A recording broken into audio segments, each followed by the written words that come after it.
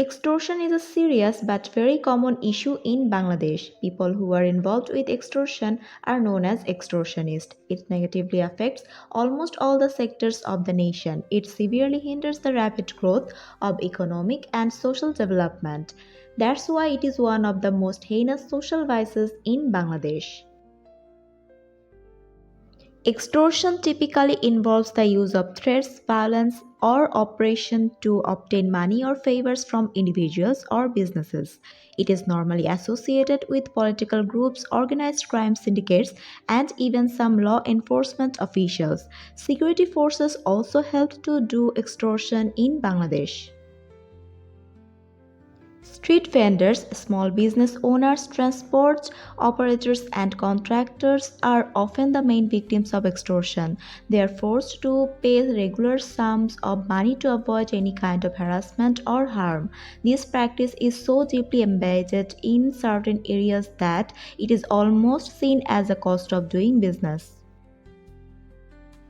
This situation undermines the rule of law as well as discourages entrepreneurship and investment.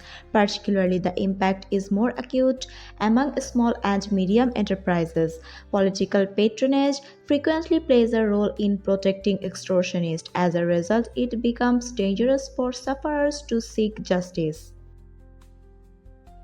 In many cases, local gangs or politically connected groups operate extortion, and those who are dare to resist face physical threats or economic retaliation. Moreover, law enforcement agencies have occasionally been accused of being complicit or ineffective due to corruption, lack of resources, or political pressure. Extortion is especially prevalent in the transportation sector in urban centers like Dhaka and Chattogram. Truck and bus operators are routinely forced to make payments at checkpoints or terminals in urban areas. Similarly, all industries and businesses face demands from local thugs or union leaders for money in exchange for protection or uninterrupted operations.